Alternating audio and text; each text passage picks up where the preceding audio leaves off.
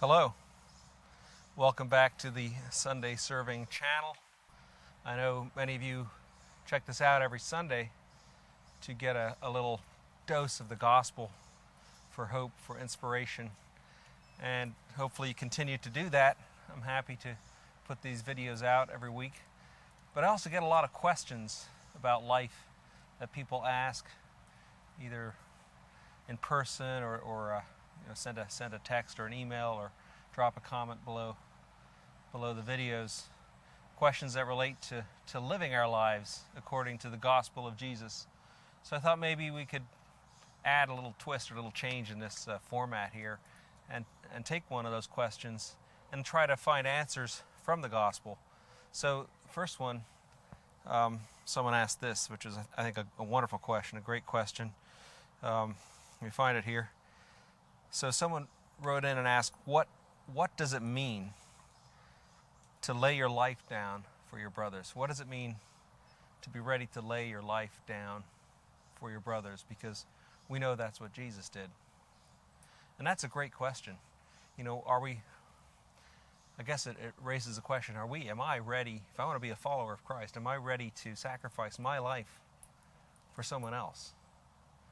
And of course that question is answered in the gospel, but does that really mean that we have to die for them? I mean, that might be asked of us to die for someone, to die for a friend. Are we willing to do that? I know many men and women in the service, in military service or law enforcement, have given their lives for others. There's that side too, but as many people as civilians that have stepped in harm's way, done things that got them killed. There's people that have been there's people right now, hundreds, thousands of people around the world that are laying down their lives for their brothers and sisters, and for God, for faith. So what does it mean? Does it really mean we have to die? What about living our lives, giving our lives 100% for God, for other people in service? And that could be anything. That can be practical service, providing food and shelter. That could be medical care. Just being a friend is fully living for Jesus and living for other people. Is that laying down our lives for others? I think it is, but let's the passages that come to my mind that answer that, let's look at some of those for our gospel reading today. There's many, but I love the Apostle John.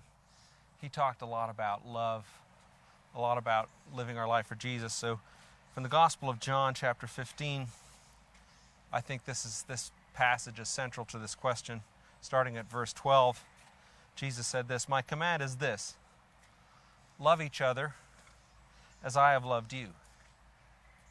If we love each other as Jesus loved his disciples, that it's life-consuming. That's laying down our lives for others. Greater love has no one than this, to lay down one's life for one's friends. So there it is. There's the question answered. We can't have greater love than if we're willing to lay down our lives for our friends. And then it's interesting because Jesus answers the next question. The logical question is, well, who is our friend? And Jesus goes on here, you are my friends. Isn't that awesome?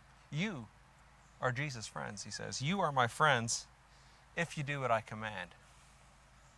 Yeah, so there's a condition to that, if you do what I command. Many people don't like conditions. They don't like to be commanded. But what are Jesus' commands? The greatest commandment is love, to love each other as Jesus loved everybody. You are my friends if you do what I command.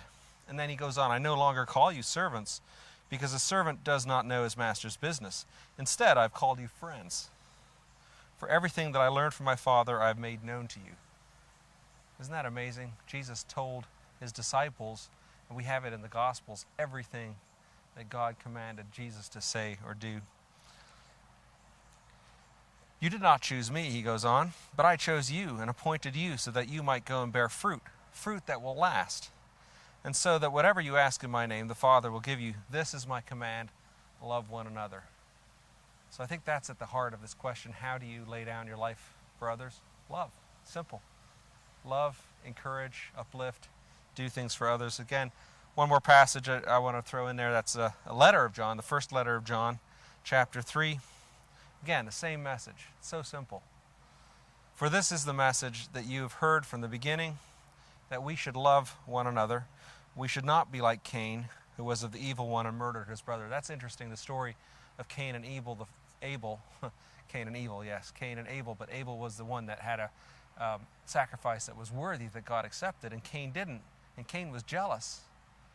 And that jealousy turned to hatred. And that hatred did what? He murdered his brother. That's the first murder, the first killing.